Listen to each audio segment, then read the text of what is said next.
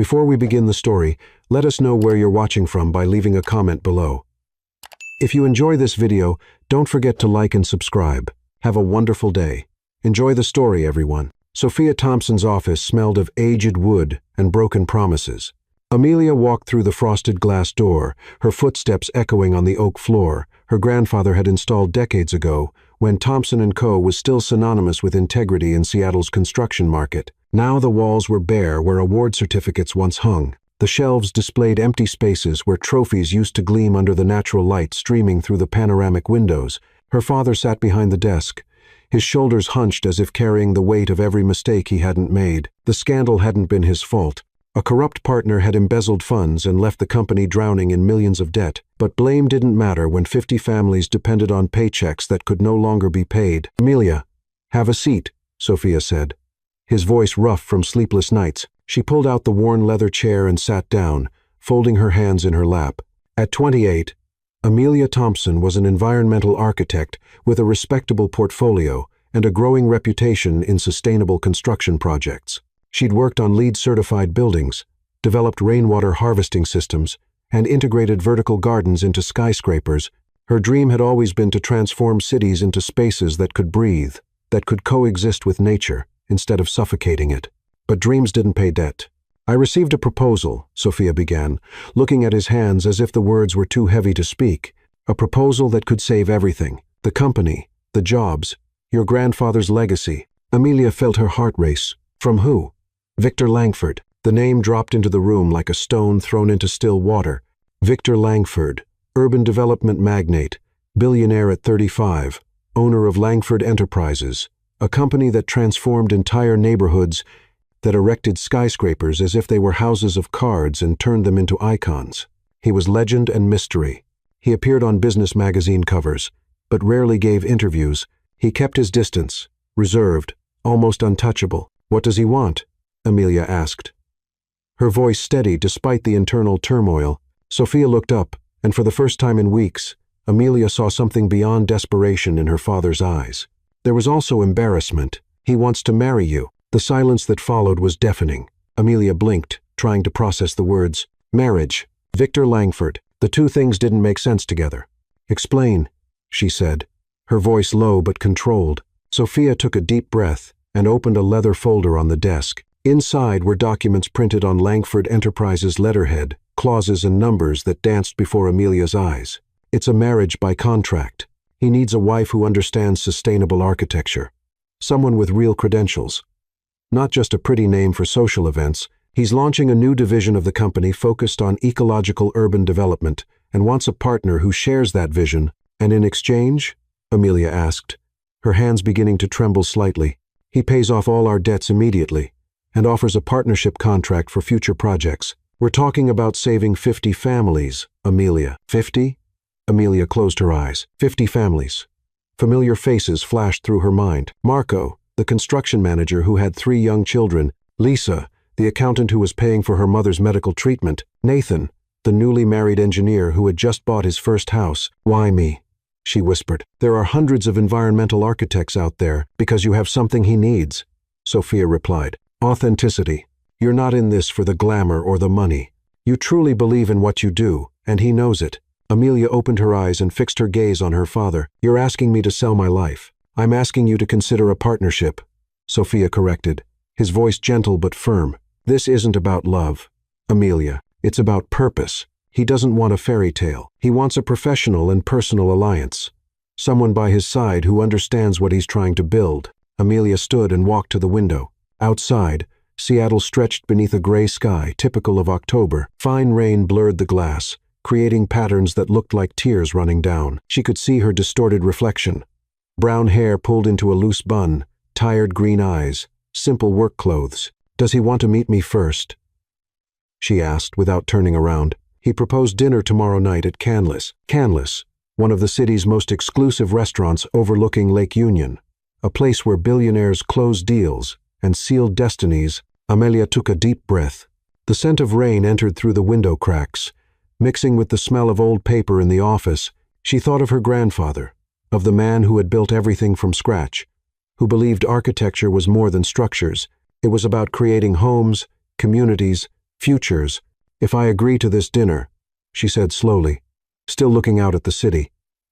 I'm not promising anything, I know, but I want you to understand something, Dad. Amelia finally turned, and her voice carried a new firmness. If I do this, it won't just be out of duty. It'll be because I chose to, because I believe I can make a difference. I won't accept being treated like merchandise. Sophia nodded, his eyes glistening. You're stronger than you think, Amelia. You always have been. That night, Amelia returned to her apartment in Capitol Hill. It was a small but cozy space with plants in the windows and shelves full of books about sustainable design. She made chamomile tea and sat on the worn sofa, holding the warm cup between her hands. Victor Langford. She opened her laptop and typed his name. Images appeared. A tall man with broad shoulders, dark hair combed back, eyes of an intense blue that seemed to penetrate through the screens. He was always in an impeccable suit, never smiled completely, just a half-smile that suggested absolute control. There were articles about his projects, award-winning skyscrapers, planned communities that integrated green spaces, partnerships with environmental NGOs. But there was also mystery. He never talked about his personal life. There were no photos with women, no mention of relationships. It was as if he existed only to work, to build, to dominate. Who are you, Victor Langford? Amelia murmured at the screen. The next morning, she woke up to a message on her phone. Unknown number. Canlis. 7 p.m. M. Looking forward to meeting you, Amelia. VL. Short, direct, powerful. Amelia felt something strange in her stomach. It wasn't fear. It was curiosity, a spark of something she couldn't name. She spent the day at the office trying to focus on architectural plans, but her mind kept wandering. What would she say? How would she behave? Should she treat him as a possible business partner or as what, exactly? At 5:00 the afternoon, she went home and opened her closet. Most of her clothes were practical. Dress pants, simple blouses, comfortable shoes. She wasn't the type who attended gala events, but in the back, hanging and almost forgotten, there was a black dress she'd bought for her college graduation. Simple, elegant, with a cut that flattered her figure without being excessive. Amelia showered, left her hair down, falling over her shoulders, applied discreet makeup. When she looked at herself in the mirror, she saw not the tired architect, but a woman about to make a decision that would change everything. At 7 sharp, a black car was waiting in front of the building. The driver opened the door without a word. The drive to Canlis was silent. Amelia looked out the window, watching the city lights turn on as night fell. Her heart beat fast, but she kept her hand steady on her purse. When they arrived, the maitre d' received her with a discreet smile. Miss Thompson, Mr. Langford is expecting you. She followed through the elegant restaurant with its modernist decor and stunning view of the lake, and then she saw him. Victor Langford stood beside a private table near the windows. He wore an impeccable dark suit, no tie, the first button of his shirt open. His blue eyes found hers as soon as she entered, and for a moment the world seemed to slow down. He didn't smile. He just watched her, as if evaluating every detail, every movement. Amelia lifted her chin and walked toward him with firm steps. Mr. Langford, she said as she approached. Victor, he corrected, his voice deep and surprisingly smooth. You can call me Victor. After all, we're going to get married. Amelia felt a shiver run down her spine. Then let's be honest from the start, she responded, holding his gaze without wavering. For the first time, he smiled, and in that smile, Amelia saw something that deeply intrigued her. Danger, promise, and perhaps possibility. Victor pulled out the chair for Amelia with a gesture that seemed natural, almost chivalrous, but his eyes never left hers. It was as if he were reading every micro-expression, every hesitation, every thought she tried to hide. Amelia sat down, feeling the warmth of his hand brush lightly against her back for a fraction of a second. A touch so brief it could have been accidental, but that left her skin tingling. The restaurant around them was a whisper of low conversations, and silverware touching fine porcelain. The soft lighting created an intimate atmosphere. And through the panoramic windows, Seattle's lights twinkled like earthbound stars, reflected in the dark waters of Lake Union. The scent in the air was a sophisticated mix of red wine, spices, and something subtly woody. Perhaps from him. Thank you for coming, Victor said, sitting across from her. His voice had a hypnotic quality, deep and controlled, like someone used to commanding rooms full of executives with just a few words. I didn't have much choice, did I? Amelia responded, keeping her tone polite but direct. One corner of his mouth lifted. There's always a choice, Amelia. That's why we're here. The sommelier appeared with a bottle of French red wine that probably cost more than Amelia's monthly rent. Victor nodded, and the glasses were filled with a deep ruby liquid. Amelia picked up hers just to have something to focus on, besides those disturbingly attentive blue eyes. Your father told me you graduated at the top of your class in environmental architecture from MIT, Victor began, leaning back slightly in his chair, that you turned down offers from 3 of the country's biggest architecture firms to come back and work at the family company. You did your homework, Amelia observed. I always do. He took a sip of wine, his eyes still fixed on her. But I want to hear it from you. Why did you come back? Amelia swirled the glass between her fingers, watching the wine dance. Because my grandfather built that company with his own hands.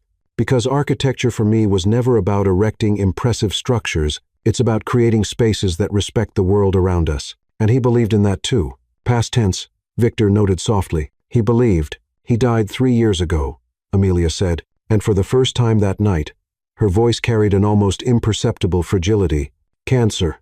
6 months later, everything started falling apart. Victor nodded slowly. And now you're here considering marrying a stranger to save his legacy. And 50 families, Amelia added, raising her eyes to meet his redders. I'm not doing this just out of nostalgia, Mr. Langford.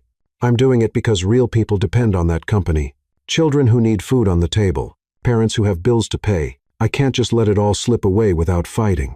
Something changed in Victor's expression. The calculating look softened for a moment, revealing something deeper, perhaps respect, perhaps recognition. Victor, he corrected again, and that's exactly why you're here. Because you fight. Because you truly care. The waiter brought the appetizers. Perfectly seared scallops over truffle cauliflower puree. The presentation was a work of art. But Amelia could barely think about food. Her stomach was tight with the enormity of the decision hanging over her.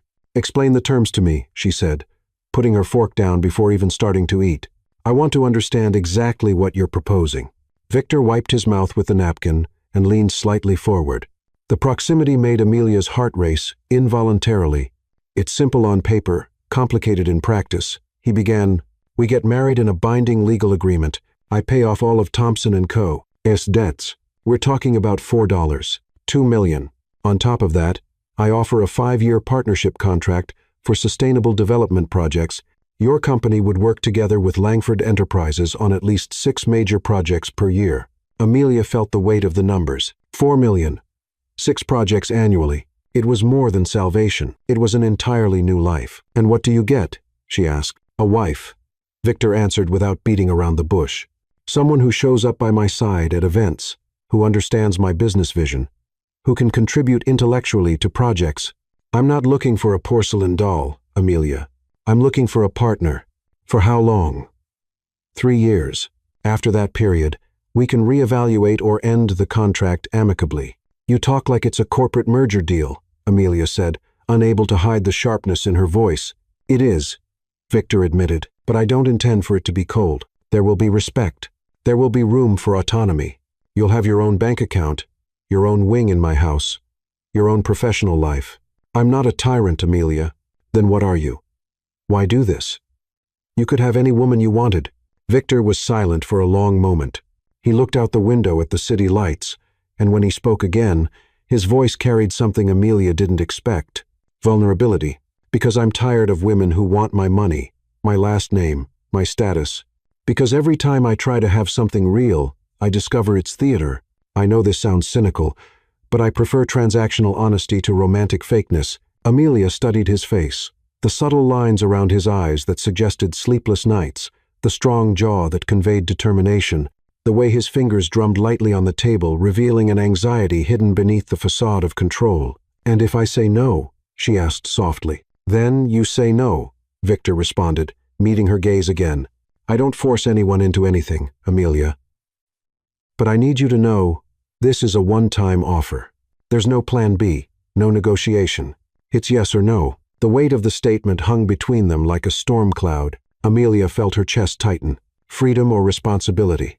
Her dreams or the survival of 50 families, her life as it was, or a leap into the unknown with a man who was simultaneously transparent and enigmatic.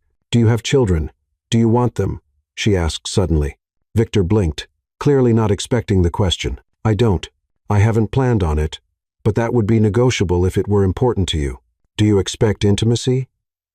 Amelia felt her face heat up as she asked the question.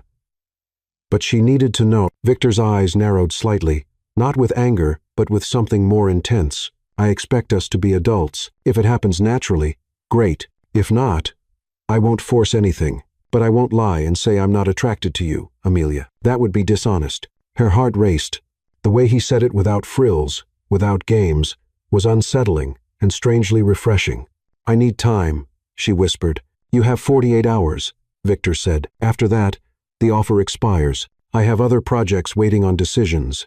Amelia nodded. The rest of dinner passed in a fog. They talked about architecture, about Victor's projects, about her vision for greener cities. She discovered he was incredibly intelligent, that he understood technical nuances most businessmen ignored. He truly listened to her, asking questions that showed genuine interest. When dessert arrived, a delicate chocolate soufflé that melted in the mouth, Victor leaned in again. Can I ask you one last question? He said. Go ahead. If there were no consequences, if it were just about you, what would you do? Amelia took a deep breath. The question was cruel in its simplicity because it exposed exactly the core of her dilemma. If there weren't 50 families depending on her, if there weren't her grandfather's legacy, if there were nothing but herself, I don't know, she admitted, and the honesty hurt. Victor nodded, as if he'd expected that answer. He stood and walked around the table, offering his hand to help her up. When she accepted, he pulled her gently closer, just enough for her to feel his warmth, then figure it out, he murmured, his voice low and intimate, because if you say yes, I want it to be for you, too, not just out of obligation. The driver took her back in silence. Amelia looked out the window, the city passing by like a blur of lights and shadows. When she got home, she didn't turn on the lights. She just sat in the dark, listening to the sound of her own breathing. 48 hours to decide the rest of her life. And somewhere in the shadows of her mind, part of her already knew the answer. Amelia spent the next 36 hours in a state of emotional suspension. She tried to work, review architectural projects, answer emails, but her mind always returned to that dinner, to Victor's deep voice, to the way he looked at her, as if he could see through all her carefully constructed defenses. On the morning of the second day, her phone buzzed. Another message from an unknown number, but she already knew who it was. Lunch today, my office, noon. I want to show you something. V. Amelia hesitated, her fingers hovering over the keyboard. This wasn't part of the agreement. He'd said 48 hours, not multiple meetings, but something inside her curiosity, perhaps, or that strange spark she'd felt at the restaurant made her respond. I'll be there. Langford Enterprises headquarters was in the heart of Seattle's financial district, a glass and steel skyscraper that reflected the clouds and seemed to touch the sky. Amelia entered the impressive lobby with its Italian marble floors and contemporary art installations that were probably worth more than all of Thompson & Co. The receptionist was expecting her. Miss Thompson, Mr. Langford is waiting for you on the 40th floor. The elevator rose silently, and with each passing floor, Amelia's heart beat faster. When the doors opened, she found herself in a spacious, bright area. Victor's executive office. He stood beside an entire wall of glass, his back to her, observing the city below. He wore dark dress pants and a white shirt, with the sleeves rolled up to his elbows, revealing strong forearms. There was something deeply attractive about the informality of that image. The billionaire without the full armor of a suit. Amelia, he said without turning, as if he'd sensed her presence. Thanks for coming. You didn't give me much choice with that message, she responded. Walking toward him, Victor turned, and the smile that curved his lips was genuine, almost amused. You always have a choice. You could have ignored it, but I didn't. No, you didn't. He studied her face for a long moment. Come.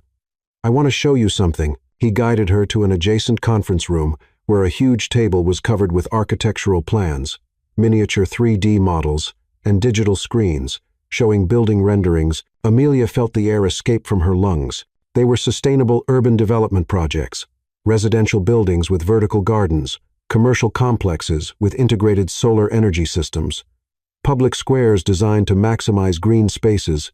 It was everything she dreamed of creating. This is, she began, but words failed her. Langford completed, positioning himself beside her, or at least what I want it to be, but I need someone who truly understands this, not just as an external consultant, but as part of the core vision. Amelia walked around the table, her fingers sliding over the plans. She could see the details.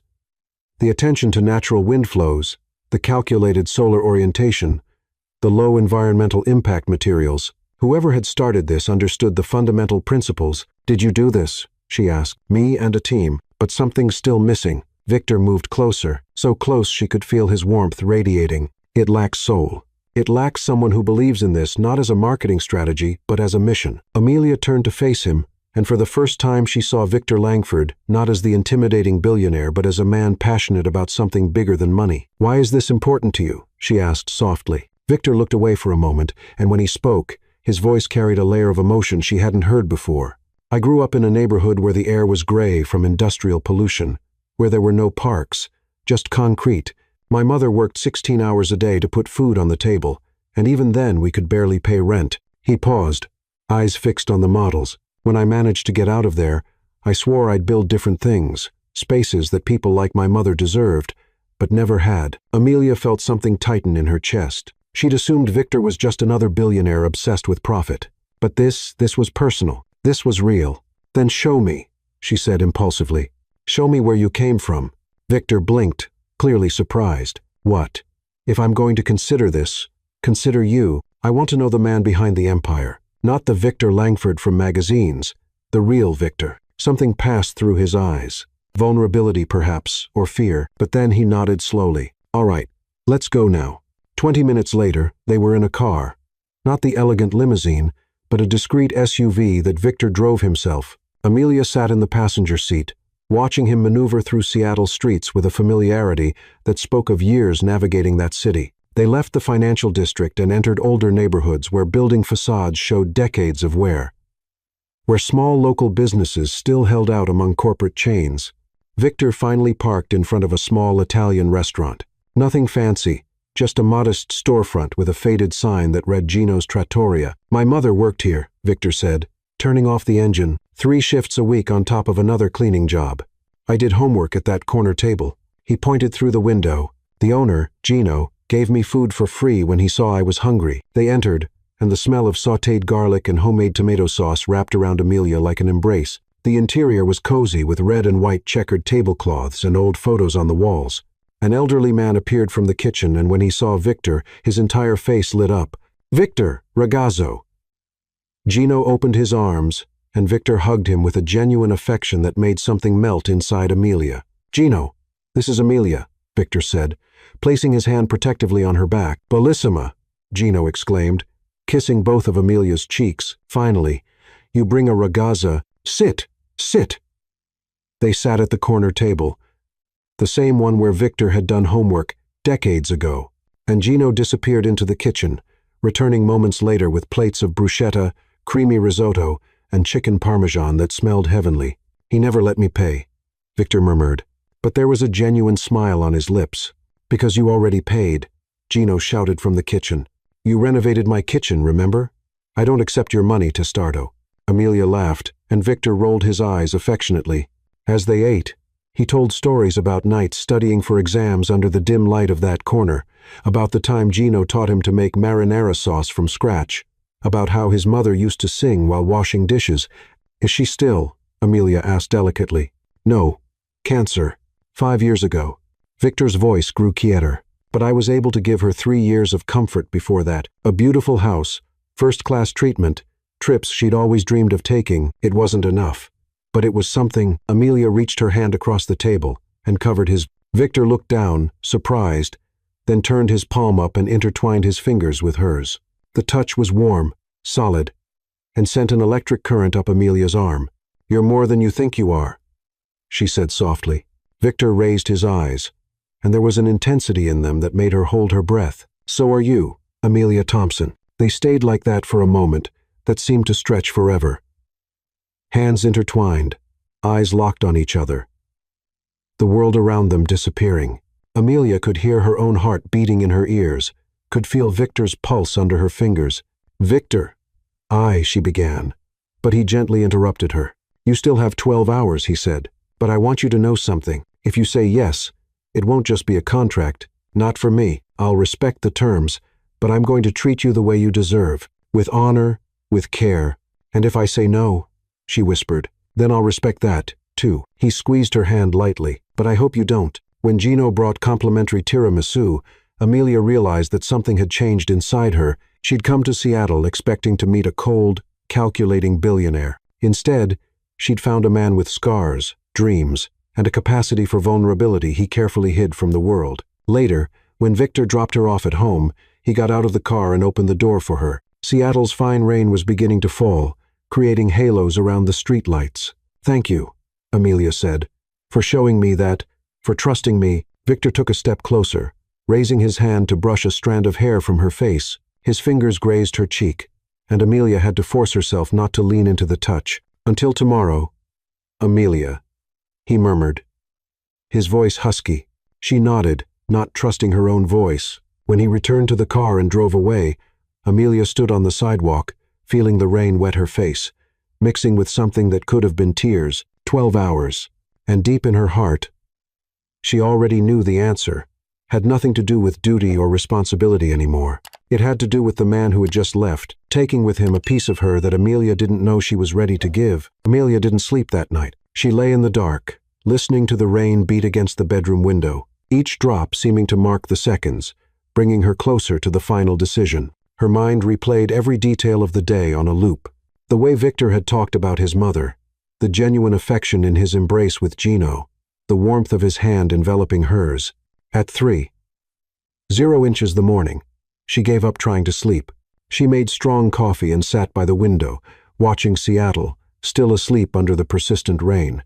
The apartment was silent, except for the soft hum of the refrigerator and the rhythmic drumming of drops. Her phone lit up the coffee table. Another message. "Can't sleep either. V." Amelia's heart raced. She looked at the screen for a long moment before responding. "How did you know?" "Because I can't either." "Meet me. I'll send you the address." Amelia should have thought twice. She should have been sensible, rational.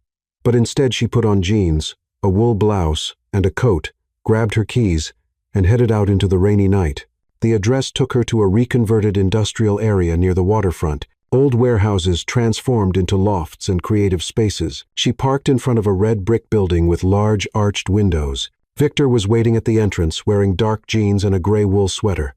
She'd never seen him so casual. "You actually came," he said, and there was something close to relief in his voice. "You asked." Amelia replied simply. He guided her inside the building and up a metal staircase that echoed with each step. On the top floor, he unlocked a heavy door and motioned for her to enter. Amelia held her breath.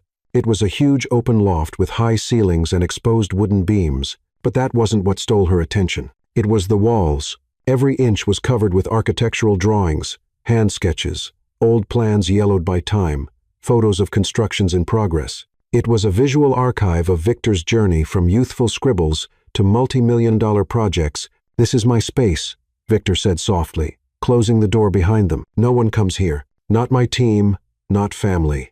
It's where I come when I need to remember why I started." Amelia walked slowly through the space, her eyes absorbing every detail. There was a framed child's drawing, a crooked building made with colored pencils signed Victor, age 8. Next to it, a faded photo of a smiling woman in a waitress uniform. His mother, Amelia presumed. "She believed in me when no one else did," Victor said, appearing beside Amelia. "I was 9 when I drew my first real building. She hung it on the fridge and said, 'One day, baby, you're going to build this, and it's going to be beautiful.'" "She was right," Amelia murmured. Victor walked to a large work table covered with recent projects. There was a half-empty bottle of whiskey and 2 glasses. He poured generous measures and offered one to Amelia. "I don't usually drink in the middle of the night," she said, "but accept it anyway." "Neither do I. But this isn't an ordinary night." He touched his glass to hers, and the crystalline sound echoed in the silent loft. The whiskey burned going down Amelia's throat, warming her from the inside. She sat on a high stool near the table, and Victor stood beside her close enough for her to feel his warmth on her skin. "Why did you bring me here?" she asked. "Really?" Victor was silent for a long moment, swirling the glass between his fingers. When he finally spoke, his voice was raw, stripped of its usual confidence. "Because if you're going to marry me, you need to know who I am when I'm not wearing the mask.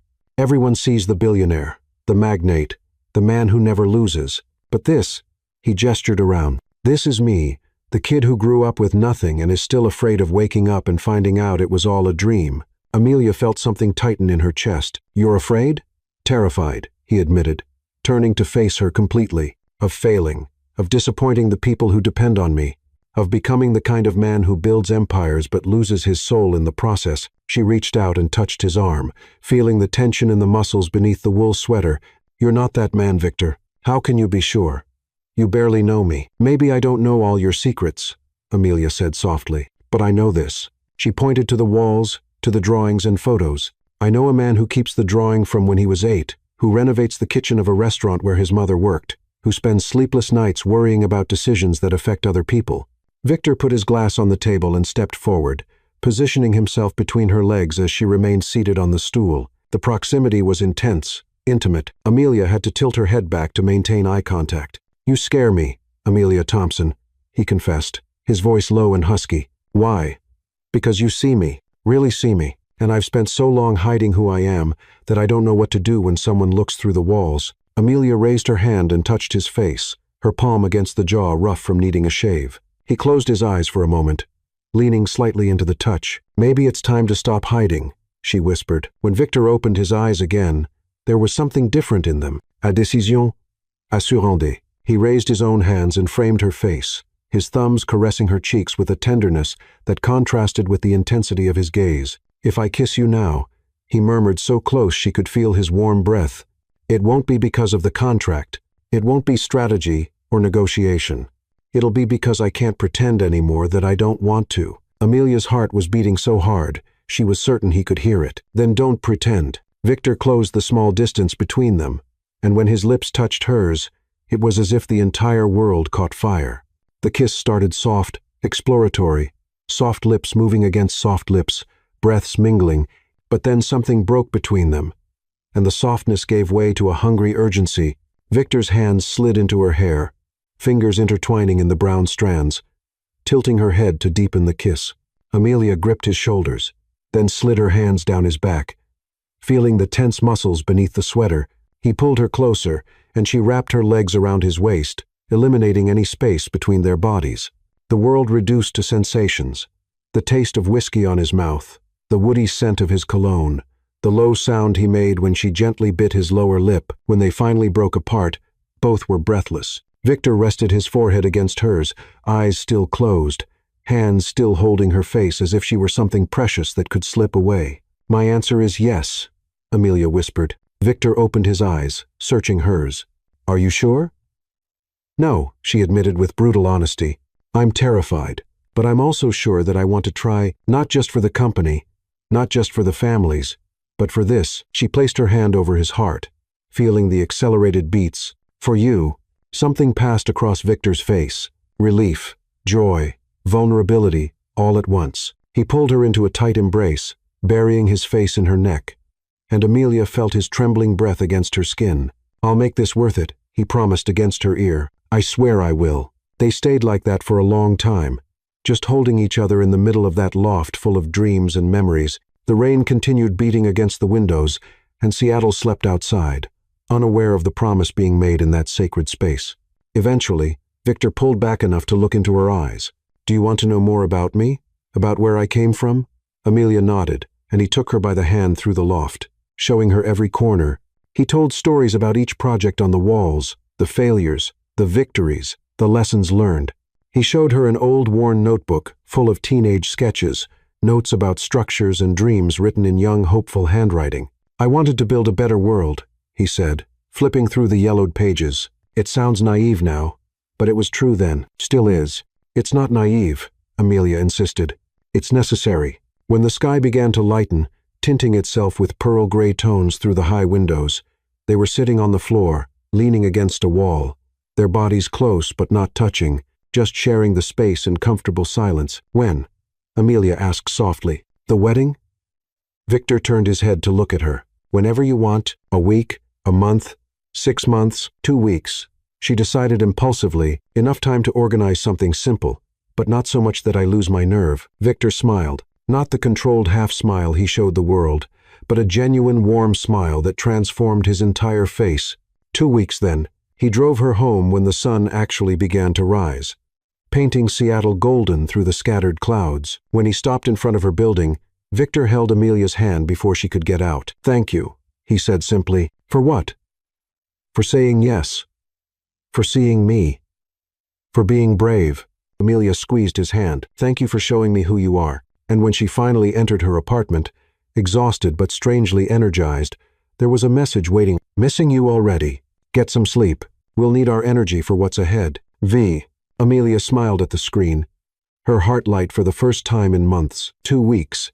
And then her life would change forever. But for the first time, she wasn't just resigned to it. She was surprisingly hopeful. The 2 weeks passed like a whirlwind. Meetings with lawyers, signing contracts, delicate conversations with Amelia's father, who oscillated between relief and guilt. Victor kept every promise. The debts were paid off, partnership contracts signed, and Thompson & Co. breathed again. 50 families could sleep in peace, knowing their jobs were secure. The wedding was organized with elegant discretion. No big parties or hundreds of guests, just an intimate ceremony in a historic chapel overlooking Puget Sound, followed by a dinner for 20 close people. Amelia's father, some work colleagues, Gino and his wife, and a few of Victor's trusted executives. Amelia chose a simple ivory silk dress that flowed like water over her body without a veil or exaggerations.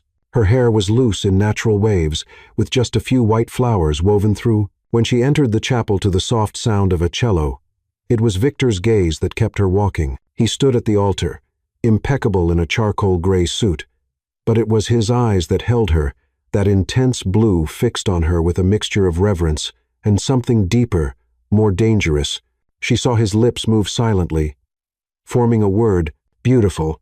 The ceremony was short but meaningful. When the moment came for vows, Victor held her hands firmly. "Amelia," he began, his voice steady but charged with emotion, "I promise to respect you, listen to you, and see you. I promise to build with you, not just buildings, but a life worth living. I promise to honor your courage and never take for granted the sacrifice you've made for so many." Amelia felt her eyes burn, but kept her voice steady when it was her turn. "Victor, I promise to be your partner in everything, in dreams and in fears. I promise to challenge you when necessary and support you always. I promise that this, whatever it is, will be real, not just paper, but something we build together day by day." When the officiant said, "You may kiss the bride," Victor stepped forward and framed her face with his hands, his thumbs caressing her cheeks before leaning in and capturing her lips in a kiss that was both tender and promising. The small group of guests applauded, but Amelia barely heard. All that existed was his taste, his warmth, the silent promise being sealed between them. Dinner passed in a fog of polite conversations, sincere toasts, and stolen glances between her and Victor. He kept his hand on her knee under the table, his thumb drawing distracted circles that sent waves of heat up her leg. Every time their eyes met, there was growing tension, an anticipation that made the air between them feel electrically charged. When they finally said goodbye to the guests, Victor guided Amelia to the car, but instead of driving back to the city, he took the coastal road heading north. "Where are we going?" Amelia asked, watching Seattle's lights disappear in the rearview mirror. "A place just for us," Victor responded, intertwining his fingers with hers over the center console. "At least for tonight." 40 minutes later, they arrived at an isolated beach house built of wood and glass, practically hanging over the ocean. The waves beat gently on the rocky shore below, and the full moon painted a silver path over the dark waters. Victor got out and opened the door for Amelia, but instead of simply helping her down, he picked her up in his arms. "Victor!" she exclaimed, laughing as she held onto his neck. "Tradition," he murmured with that half-smile, "and I like some traditions." He carried her through the front door, and Amelia held her breath. The interior was stunning, completely open with glass walls facing the ocean, light wood floors, and minimalist but warm decor. And everywhere, on every surface, in every corner, there were candles, hundreds of them, creating a sea of flickering golden light. Victor set her gently on her feet, but kept his arms around her waist. "Do you like it?" "It's perfect," Amelia whispered, barely able to process the beauty around her. He guided her further inside, where a bottle of champagne rested in an ice bucket beside a tray with strawberries and chocolate. Victor poured 2 glasses, and they moved to the glass-enclosed deck, where the sound of the ocean enveloped them. "To us," Victor said, raising his glass. "To us," Amelia echoed, and they drank, eyes fixed on each other over the rims of their glasses. The silence that followed wasn't uncomfortable, but full of tension. The acute awareness that they were now husband and wife. that the night stretched ahead of them full of unspoken possibilities. Victor set his glass aside and took a step toward her. Amelia felt her heart race, but didn't back away. He raised his hand and gently removed the flowers from her hair one by one, letting them fall to the floor like white snow. His fingers brushed her scalp, sending shivers down her spine. "Amelia," he said, his voice husky and low, charged with something that made every nerve in her body come alive. "Yes." He leaned in, his lips grazing the shell of her ear, and whispered the words she'd only heard in the story's title, but that now spoken in that deep, intimate voice took on a completely new weight. "I'm going to destroy you in bed." Amelia gasped softly, her entire body shivering. Before she could respond, he continued, still whispering against the sensitive skin of her neck, "But not the way you think." He pulled back enough to look into her eyes, and what she saw there was pure intensity, desire, and something deeper, care, tenderness. "I'm going to learn your body, Amelia. I'm going to discover what makes you tremble, and I'll never forget." Her legs almost gave out. She gripped his arms to steady herself, and Victor pulled her closer, eliminating any space between their bodies. "Tell me you want this," he asked, his voice rough, "because if you don't, we stop now. No judgment, no pressure." Amelia looked into his blue eyes, saw the sincerity mixed with desire, and knew the choice was completely hers. And in that moment, with the sound of the ocean in the background and candlelight dancing around them, she knew exactly what she wanted. "I want this," she whispered. "I want you, Victor." Something dark and hungry passed through his eyes. He leaned in and kissed her, not soft like in the chapel, but deep, consuming, as if he wanted to devour every breath of hers. His hand slid down her back, finding the dress zipper and lowering it slowly, his fingers tracing a path of fire down her exposed spine. Amelia let her hands wander over his broad shoulders down his chest, unbuttoning his shirt with trembling fingers. When she finally managed to open the fabric, she spread her palms over his warm skin, feeling the tense muscles beneath her touch. Victor stepped back, pulling her by the hand toward the bedroom. The bed was huge, covered with immaculate white sheets, and more candles were scattered around, creating a dreamlike atmosphere. He stopped beside the bed and framed her face again, his thumbs caressing her cheeks. "Show me who you are, Amelia," he murmured. "No masks, no fear." She nodded and let the dress slip completely down her body, standing before him only in delicate lace lingerie. Victor inhaled deeply, his eyes traveling over every curve as if memorizing. "You're beautiful," he said with reverence. "So beautiful it hurts to look." Amelia felt her face heat up, but didn't look away. Instead, she reached out and finished unbuttoning his shirt, pushing the fabric over his shoulders and letting it fall.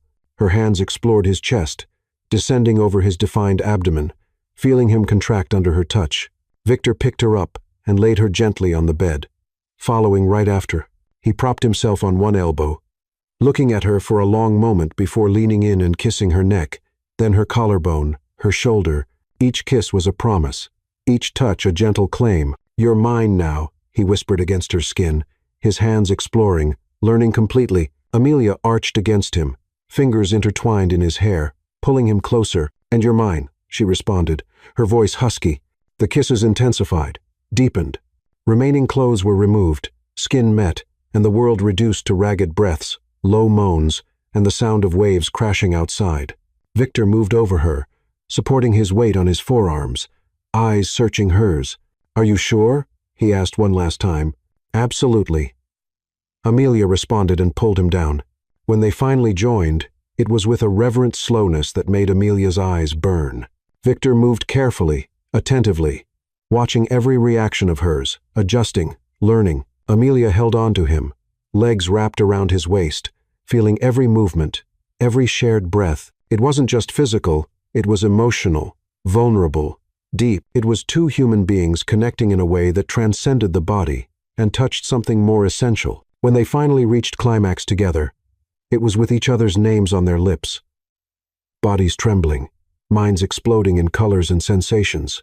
Afterward, they lay intertwined, sweaty and breathless, heartbeats gradually slowing to something close to normal. Victor pulled the sheet over them and held Amelia against his chest, fingers tracing lazy patterns on her shoulder. "Are you okay?" he murmured against her hair. "Better than okay," Amelia responded honestly. She felt his smile against the top of her head. "Me, too." They fell asleep like that, lulled by the sound of the ocean and each other's warmth, knowing that something had changed irrevocably between them. It was no longer just a contract. It was the beginning of something real, frightening, and completely inevitable. Amelia woke to soft morning light, filtering through translucent curtains, painting the room in tones of pale gold and blue-gray. For a moment, she was disoriented. The mattress was softer than hers. The sheets had a different scent, clean and slightly woody. Then the memory of the previous night returned like a warm wave, and she felt her face heat up. She was alone in bed. Amelia sat up, pulling the sheet around her naked body, and looked around. The beach house was silent except for the constant murmur of waves outside. Then she saw it. A note on the nightstand, written in firm, masculine handwriting on a simple card, "Coffee on the terrace. No rush. We've got nowhere to be except here. Yours, Victor." She smiled, her heart doing something strange in her chest. Yours, Victor. Two words that carried a weight that went beyond the contract, beyond rationality. Amelia found one of Victor's shirts hanging on the chair, probably left there on purpose, and put it on. The fabric smelled like him. That mixture of cedar and something indefinable that was just Victor. The shirt came to mid-thigh, and she buttoned just enough to be decent. She followed the smell of fresh coffee to the outdoor deck, and what she saw made her stop in the doorway. Victor was sitting in a wicker armchair facing the ocean. He wore only gray sweatpants, his bare chest bronzed by the morning light. His hair was slightly tousled. A version of him the corporate world never saw. There was a small table beside him with a French press, 2 cups, fresh croissants, and cut fruit. As if sensing her presence, Victor turned his head. When he saw her wearing his shirt, something passed across his face, possessiveness, satisfaction, tenderness, all mixed together. "Good morning, Mrs. Langford," he said, and the title sounded strange and wonderful at the same time. "Good morning." Amelia responded, walking toward him. Victor extended his hand, and when she accepted it, he pulled her to sit on his lap. Amelia exclaimed in surprise, but settled against his chest, feeling the warmth of his skin and the steady beats of his heart. "Sleep well?" he asked, his lips grazing her temple. "Better than well," she admitted, intertwining her fingers with his, "like I haven't slept in years." He squeezed her hand lightly. "Coffee?" She nodded, and he reached for the cup, filling it with the dark, aromatic liquid. Amelia drank slowly, savoring the rich taste while watching the waves break on the rocky shore below. The sky was painted in shades of light blue and soft pink, lazy clouds floating on the horizon. "It's so peaceful here," she murmured, "like the rest of the world doesn't exist." "That's what I thought when I bought this place," Victor said. "A refuge. Somewhere I could just be." Amelia turned slightly to look at him. "Do you come here often?" "I used to come alone when things got too heavy, but I've never brought anyone here until now." He held her chin gently, tilting her face up. "You're the first." Something tightened in Amelia's chest. The intimacy of that moment, not sexual, but emotional, was almost overwhelming. She leaned in and kissed him softly, just a brush of lips that was more gratitude than passion. When they separated, Victor smiled, that genuine smile that transformed his entire face. "Hungry?" "Starving," she admitted. They ate slowly, sharing the croissants, feeding each other pieces of strawberry, and talking about small things, favorite books, songs that made them cry, places they dreamed of visiting. It was surprising how, despite everything happening so fast, talking to Victor felt natural, easy. "Tell me about your grandfather," Victor asked eventually, leaning back in the chair with Amelia still on his lap, his fingers tracing lazy patterns on her arm. Amelia was quiet for a moment, organizing her thoughts. "He was the most honorable person I've ever known. Never cut corners, never compromised his values. When other builders used cheap materials or paid bribes to speed up permits, he refused. He said every building he constructed carried his name, and his name meant something." "Sounds like you were close." "We were. My mother died when I was 10. Cancer like yours. My dad kind of shut down after that. It was my grandfather who really raised me. He taught me to draw architectural plans, took me to construction sites on weekends, showed me how a building was born from nothing." Amelia smiled at the memory. "He used to say architecture was like poetry in 3 dimensions. He was right." Victor kissed the top of her head. "And he'd be proud of what you've become." Amelia felt her eyes burn. "I hope so." They stayed like that for a long time, just holding each other, listening to the ocean. Eventually, Victor moved, standing up with Amelia still in his arms. "Victor," she laughed, "you don't need to carry me everywhere." "I know," he said with that half smile. but I like it." He took her back inside, but instead of going to the bedroom, he stopped in the spacious living room with its glass walls and panoramic view. He set Amelia on her feet and went to a discreet sound system, pressing some buttons. Soft music began to play, something instrumental, piano and cello, intertwined in a melancholy but beautiful melody. Victor returned to Amelia and offered his hand. "Dance with me." She blinked, surprised. "Here? Now? Why not?" Amelia placed her hand in his and he pulled her close. One hand on her waist, the other holding hers. They began to move slowly, swaying more than actually dancing, bare feet whispering over the wooden floor. Amelia rested her head against his chest, listening to the steady heartbeat. "I didn't know you danced." "I don't," Victor admitted. "But with you, I want to try." She lifted her head to look at him. "Victor Langford, you're surprisingly romantic." "Don't tell anyone," he murmured, his eyes gleaming with humor. "It would ruin my reputation as a heartless billionaire. Your secret's safe with me." They continued dancing, and gradually the movement became less about dancing and more about closeness. Victor tilted his head and captured her lips in a slow, deep kiss that made Amelia's knees weaken. His hand slid down her back, up under the shirt she was wearing his, and found bare skin. Amelia gasped against his mouth, and Victor deepened the kiss, walking backward until his back met the glass wall. "You wear my shirt better than I do," he murmured against her lips. "You're not wearing a shirt at all," Amelia pointed out, her hands exploring his bare chest. "Exactly." He smiled against her mouth, then gently spun her, pressing her back against the glass. The contrast between the cold surface and the heat of his body made her shiver. Victor kissed her again.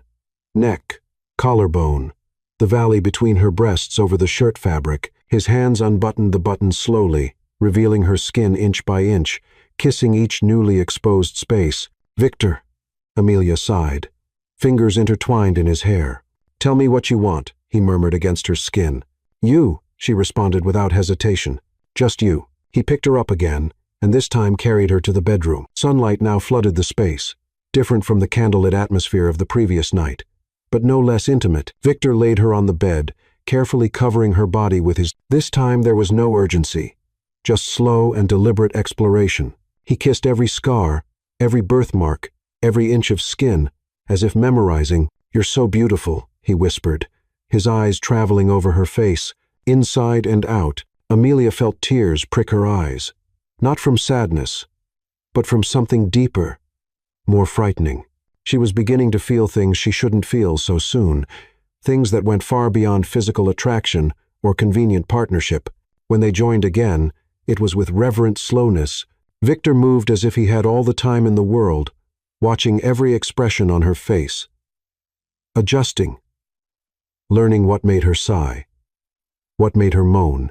"Look at me," he asked when she closed her eyes, lost in sensations. Amelia obeyed, and what she saw in those blue eyes left her breathless. It wasn't just desire, it was connection, vulnerability, and something dangerously close to love. She couldn't think about that yet. It was too soon, too fast. But when they reached the peak together, each other's names on their lips, bodies trembling in unison, Amelia knew she was lost. Completely, irrevocably lost in this man who was supposed to be just a business arrangement. Afterward, they lay intertwined, sweaty and satisfied. Victor pulled the sheet over them and held Amelia against his chest, chin resting on top of her head. "Stay with me," he murmured, half asleep. "Just one more day before we go back to reality." "Yes," Amelia whispered, snuggling closer.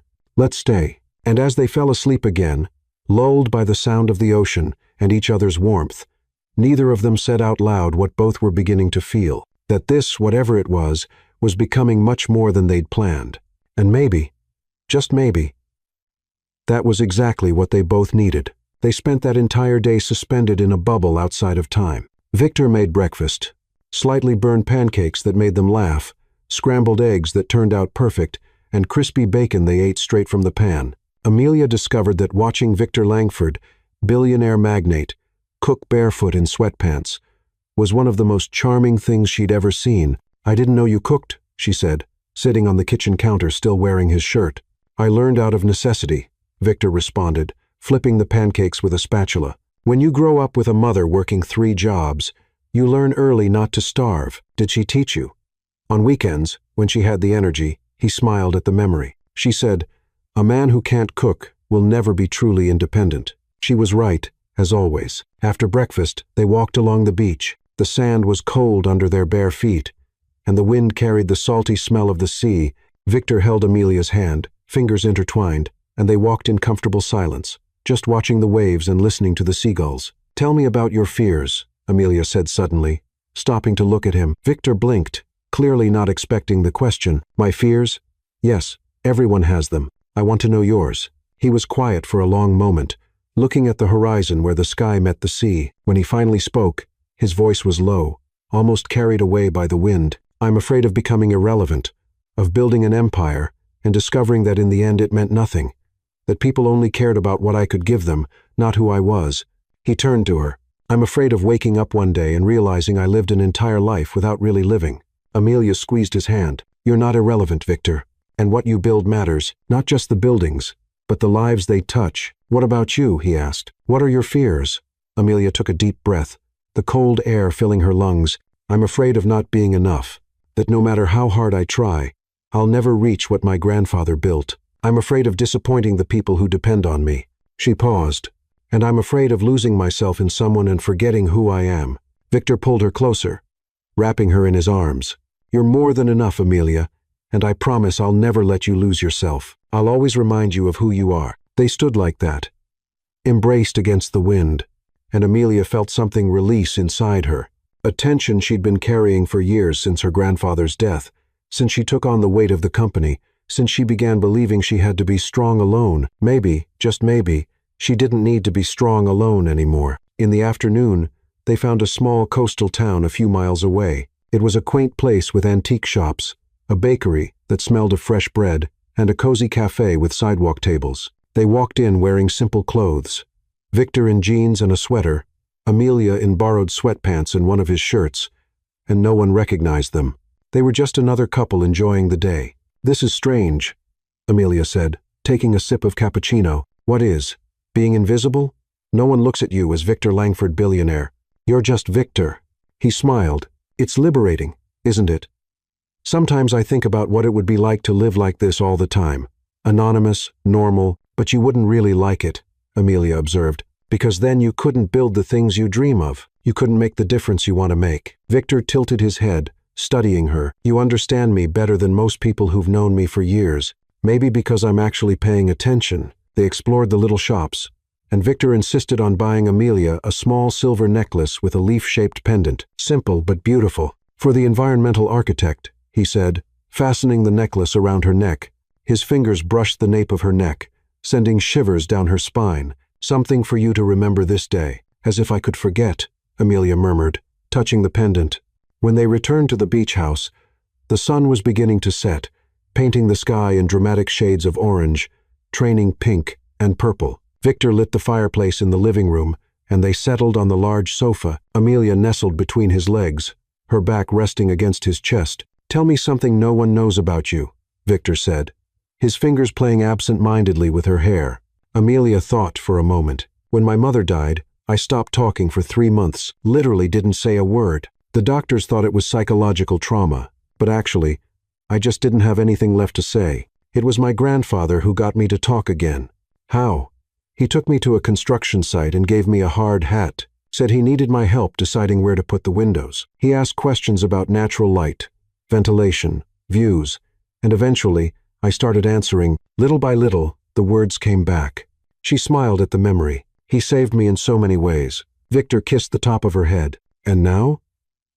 "And now?" Amelia turned to look at him. "I think I'm being saved again, in a different way." But still, his eyes softened. "You don't need to be saved, Amelia. You're the strongest person I know. Strength doesn't mean we don't need help sometimes." "No," he agreed. "It doesn't." They had dinner on the deck, a simple meal of pasta, with pesto that Victor improvised, accompanied by red wine and laughter. Conversation flowed easily, moving from serious topics to silliness, from dreams to inside jokes that were already beginning to form between them. When night fell completely, transforming the ocean into a dark expanse, dotted only by the moon's reflection, they went back to the bedroom. But this time there was no sexual urgency, just the desire to be close, to touch, to connect. Victor lay on his back, and Amelia snuggled beside him, her head resting on his shoulder. One leg intertwined with his, he traced lazy patterns on her back, and she drew invisible circles on his chest. "Thank you," she whispered in the dark. "For what? For this day? For showing me who you are, for making this," she gestured vaguely, "easier than I thought it would be." Victor turned on his side to face her, even in the dim light. "Amelia, I need to tell you something." The serious tone made her heart race. "What?" "When I proposed this marriage, I thought it would be purely transactional, a mutually beneficial partnership. Nothing more." He paused, his hand finding her face in the dark. "But these last few days with you, I wasn't prepared for this." "For you?" Amelia felt her throat tighten. "Victor, no, let me finish." It took a deep breath. "I'm falling in love with you. I know it's early. I know it's intense. And I don't expect you to feel the same, but I needed you to know because I don't want this to be pretend. I can't pretend anymore that it's just business." Amelia felt hot tears slide down her temples. She raised her hand and touched his face, feeling the strong jaw under her fingertips. "Me, too," she confessed, her voice trembling. "I'm terrified, because it wasn't supposed to be like this, but it is, and I don't know how to stop." "Then don't stop," Victor whispered, leaning in to kiss her. "Let's just feel, see where this takes us." The kiss was salty with her tears, sweet with his promise, and when it deepened, becoming something more, it was different from the other times. It was slow, reverent, each touch carrying not just desire, but raw and honest emotion. They made love slowly, eyes fixed on each other, even in the dark, breath synchronized, bodies moving in perfect harmony. And when they reached climax together, it was with whispers of unspoken promises of imaginable futures, of frightening and beautiful possibilities. Afterward, as Amelia fell asleep in Victor's arms, she heard him murmur against her hair, "You're my person, Amelia Langford. I think you always were. I just didn't know I was looking for you." And even half asleep, she smiled because deep down she felt the same way. The next morning they had to return to Seattle.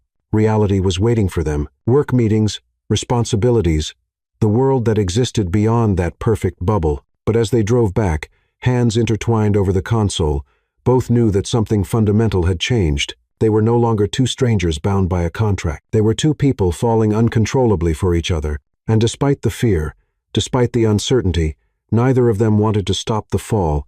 Victor's penthouse in the heart of Seattle was as impressive as Amelia had imagined, occupying the top 2 floors of a skyscraper with glass walls offering 360 degrees views of the city, modern but warm decor, and spacious areas that seemed designed for someone who valued both functionality and beauty. "Welcome home," Victor said, carrying their suitcases inside. He'd insisted that Amelia move in immediately. There was no reason to keep 2 apartments when they were married. Amelia walked through the space, her fingers sliding over surfaces of marble and light wood. Everything was impeccable, almost intimidatingly perfect. "It's beautiful, Victor. It's ours now," he corrected, coming up behind her and wrapping his arms around her waist. "Everything is ours." They spent the rest of the day organizing Amelia's things, and Victor made a point of clearing out half the closet for her, emptying drawers, creating space. It was surprisingly domestic, and Amelia discovered she liked this version of Victor. The man who folded clothes carefully and seriously discussed which side of the bed she preferred. "Left," she decided. "I've always slept on the left side." "Perfect. I'm a right-side guy." He smiled. "We were made for each other." But the bubble of happiness was abruptly popped. The next morning, Amelia was making coffee in the state-of-the-art kitchen, still trying to figure out how the Italian espresso machine worked when she heard the front door open. She frowned. Victor was in the home office on a video conference. "Victor, honey, are you here?"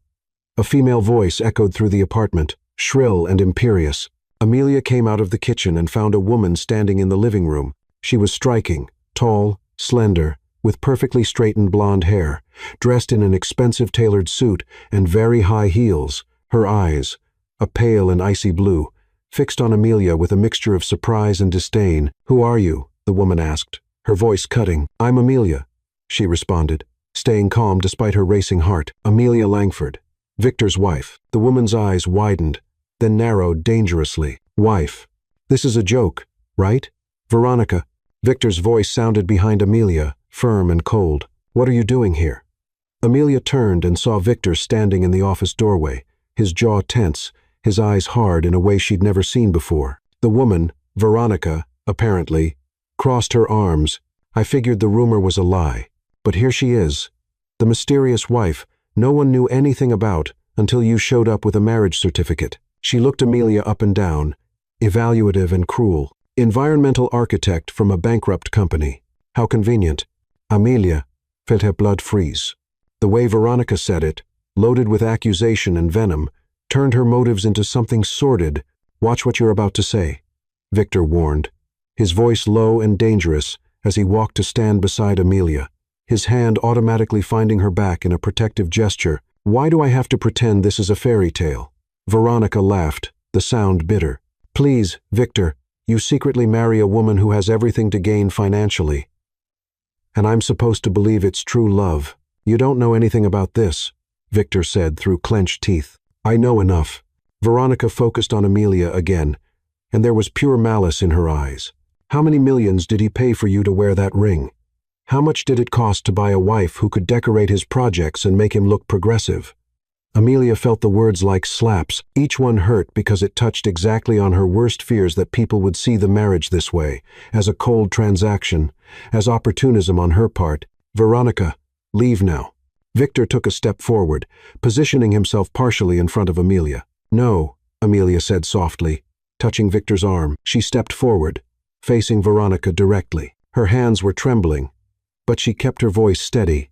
You can think I'm a gold digger. You can think whatever you want about me, but I married your brother to save 50 families, not for the money. I married him because I believe in what he's trying to build, and because I saw in him something you apparently can't see. A decent man who deserves to be loved for who he is, not for what he has. Veronica blinked, clearly not expecting resistance.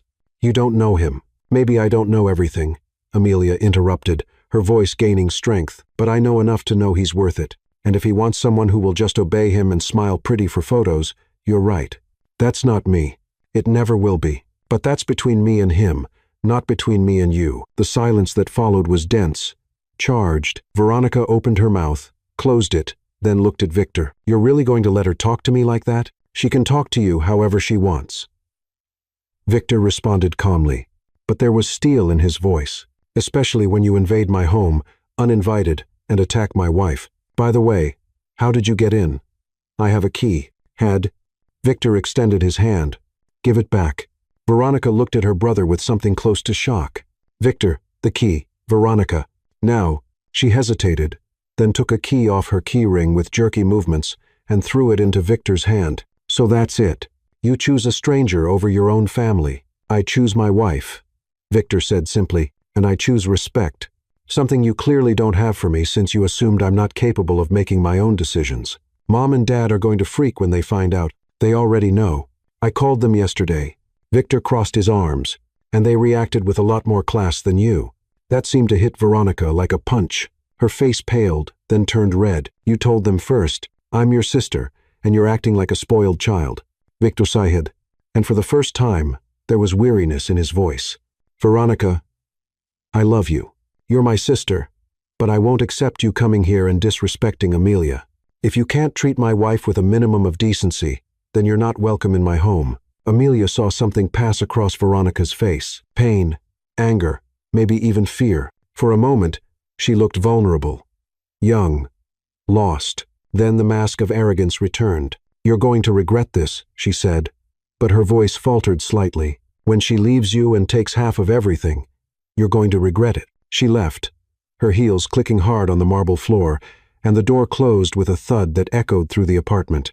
The silence that remained was deafening. Amelia felt her legs go weak. She walked to the sofa and sat down heavily, her hands trembling. All the confrontation, all the adrenaline, was leaving her system at once. Victor knelt in front of her immediately, his hands on her knees. Amelia, look at me. She raised her eyes and was surprised to realize there were tears in them. I'm sorry, Victor said, his voice soft. I'm sorry you had to go through that. Veronica, she's complicated, always has been, but that's no excuse. She's your sister, Amelia whispered. I don't want to cause problems between you.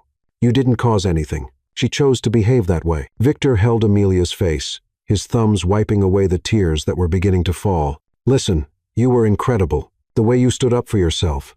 how you didn't back down. I'm so proud of you. I don't feel incredible, Amelia admitted, her voice breaking. I feel questioned, like everything she said could be true. It's not. Victor moved to sit beside her, pulling her into his arms. Nothing she said is true. You're not an opportunist. You're not using me. And anyone who really gets to know you will know that. Amelia buried her face in his chest, allowing herself to be vulnerable, allowing herself to feel the weight of those venomous words. Victor held her tight, one hand stroking her hair, murmuring low reassurances. She's going to tell everyone, Amelia said eventually, pulling back enough to look at him, about how we got married. She'll twist the story. Let her tell it. Victor wiped another tear from her face. The truth always comes out eventually. And in the meantime, we know what's real between us. That's what matters. What if your family hates me? They won't. He kissed her forehead. My parents already want to meet you properly. I set up a dinner for this weekend. And as for Veronica, she'll calm down eventually. Or she won't. Either way, it doesn't change anything between us. Amelia wanted to believe him, wanted to believe they could weather any storm together. But a small part of her, the part that Veronica had hit with surgical precision, whispered doubts. As if sensing her thoughts, Victor tilted her head up, forcing eye contact. Hey, we're going to be fine. I promise. Amelia nodded but couldn't find words.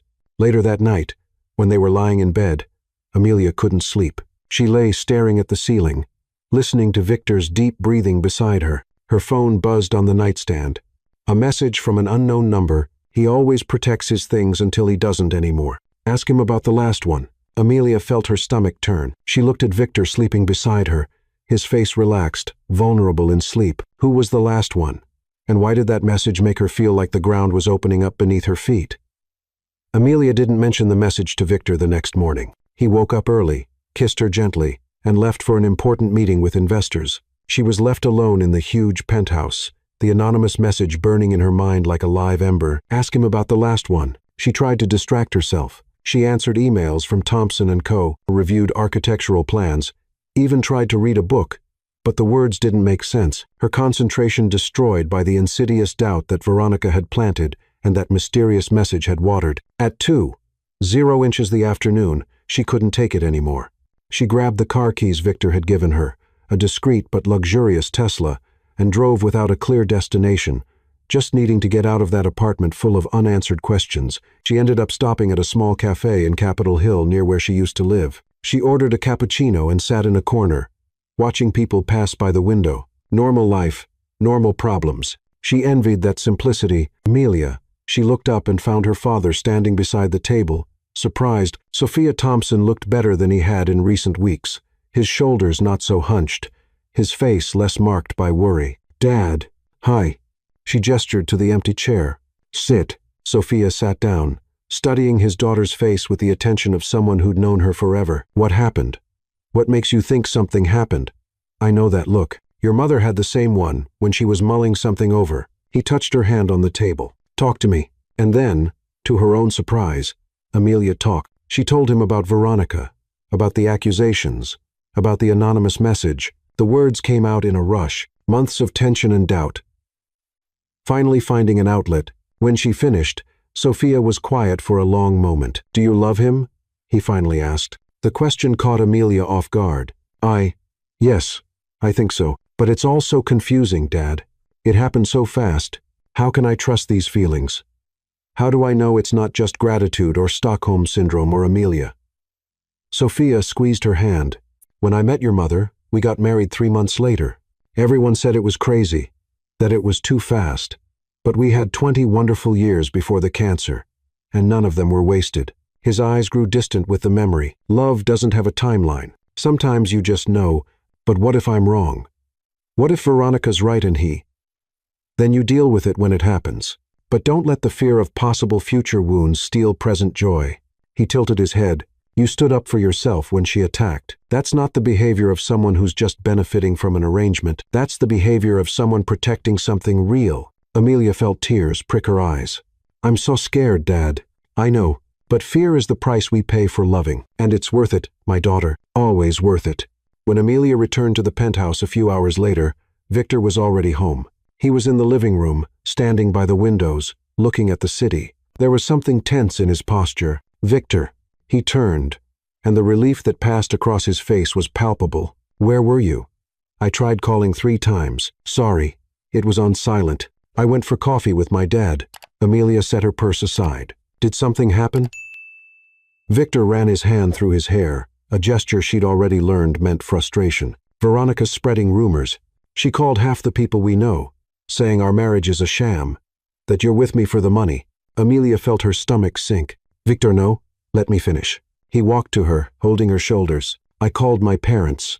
I told them everything. The terms of the contract, the reasons, how it started, everything." Amelia's heart stopped. And my mother wants to meet you. We're having dinner with them tomorrow." He paused.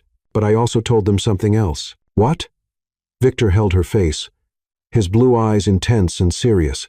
"I told them the contract doesn't matter anymore, that I started this as business, but now it's real, that I'm falling in love with my wife, and if they don't accept you, they'll lose me, too." Amelia felt her legs go weak. "Victor, you can't alienate your family because of me. It's not because of you. It's because of us." He lowered his head until their foreheads touched. "Amelia, I won't accept a life where you're not respected, where they treat you like you're not worthy of being by my side, because the truth is the opposite. I'm the one who doesn't know if I'm worthy of you." "Don't say that," she whispered, her hands rising to hold his wrists. "It's true. You sacrificed your freedom to save people who didn't even know me. You face criticism and accusations with your head held high. You see me, the real me, and you don't run." His voice grew husky. "I love you, Amelia. Completely, desperately, and I know it's early. I know I should take it slow, but I can't. Not with you." The tears Amelia had been holding back all day finally fell. "I love you too," she confessed, her voice breaking, "and I'm terrified because it wasn't supposed to be like this. It was supposed to be simple, contractual. But I love you so much it hurts." Victor pulled her into a crushing embrace, and she buried her face in his chest, allowing herself to cry from relief, from fear, from overwhelming love. "Then let's try," he murmured against her hair.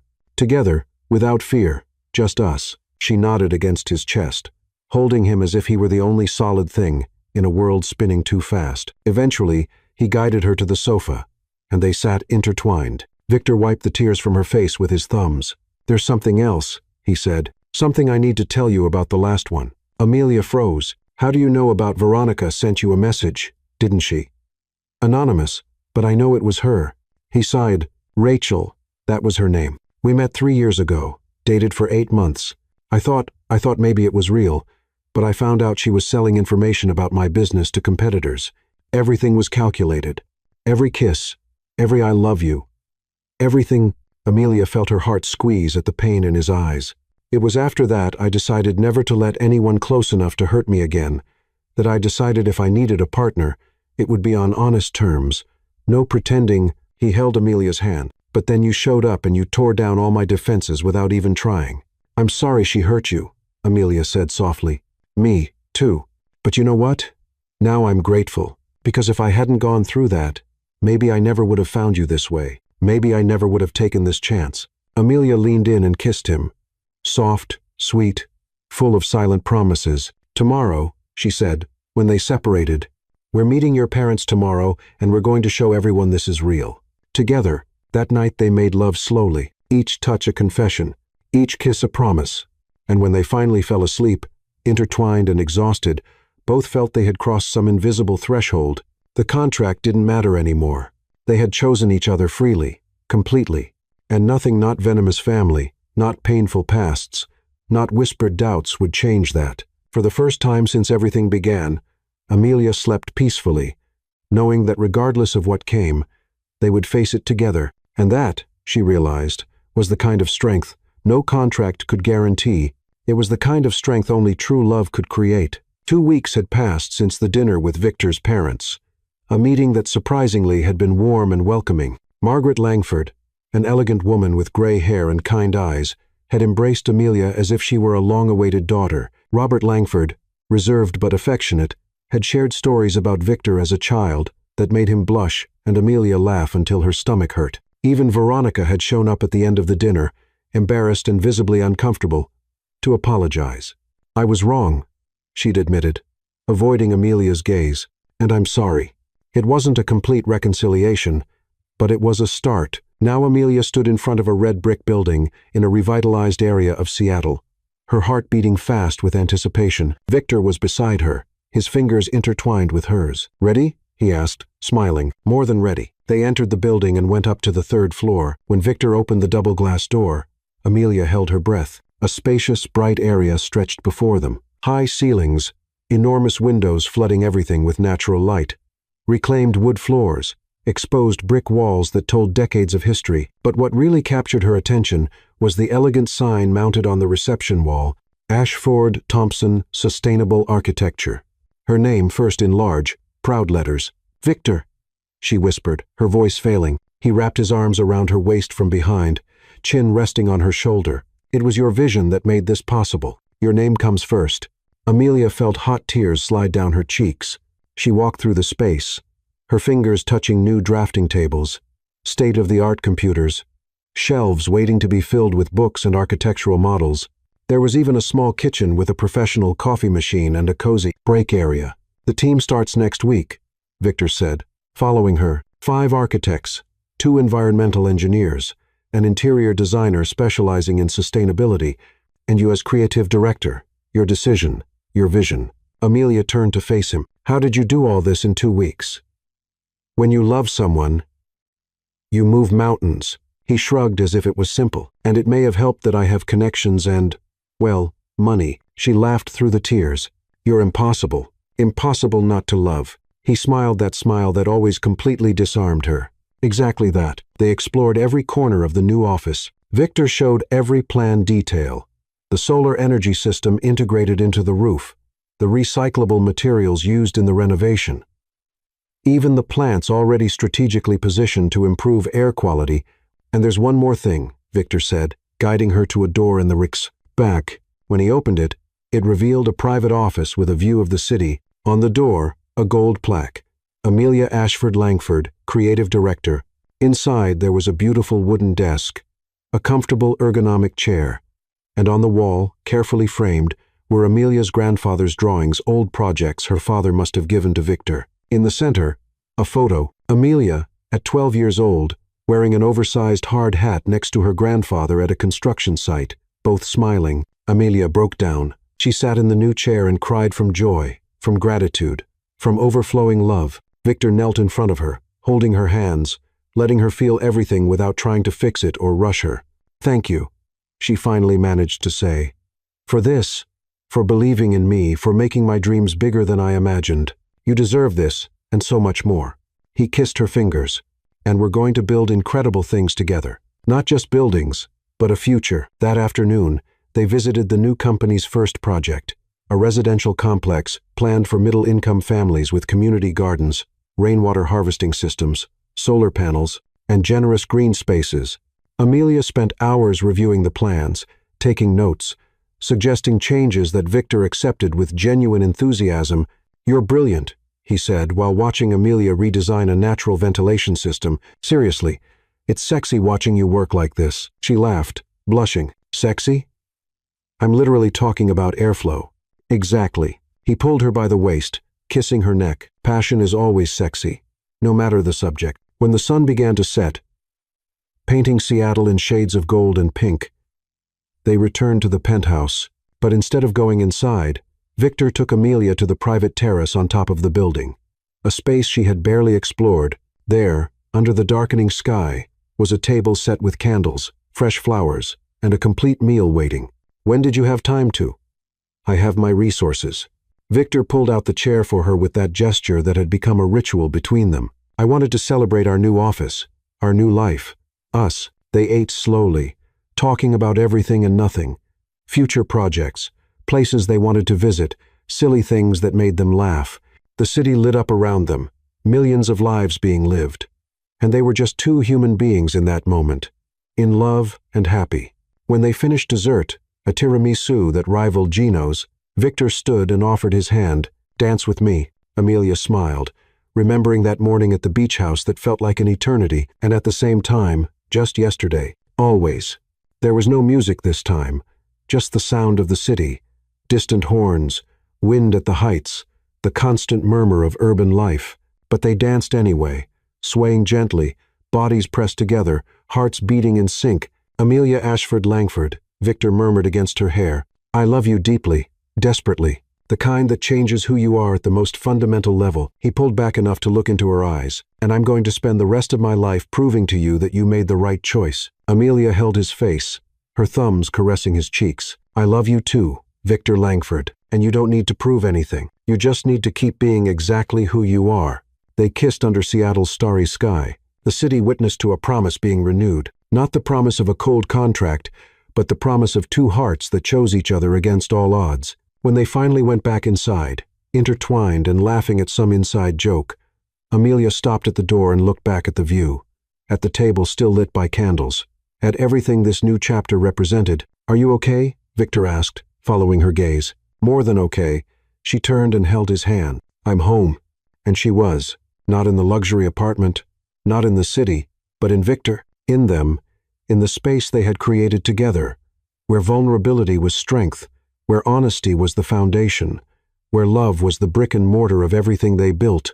That night, as they made love slowly, and then fell asleep, intertwined, both knew that what began as a pragmatic transaction had transformed into something rare and precious, a true partnership, a deep love, a shared future. 3 months ago, Amelia Thompson was about to lose everything. Now Amelia Ashford Langford had everything she never knew she needed. And beside the man she had learned to love with all his fears, scars, and impossible dreams, she was ready to build not just buildings that touched the sky, but a life worth living together, always together.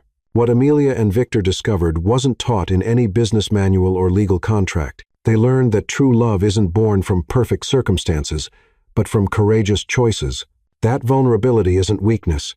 It's the bridge that connects two souls. That sometimes the best stories begin in the most unlikely places with the most practical reasons, but blossom into something extraordinary when two hearts decide to be honest. Amelia entered that agreement to save a company. She left it having found a home, not in glass walls or elegant offices, but in the arms of a man who saw her, truly saw her, and chose to love her every day. And maybe that's the most important lesson. True love isn't found. It's built brick by brick, choice by choice, day by day. What about you?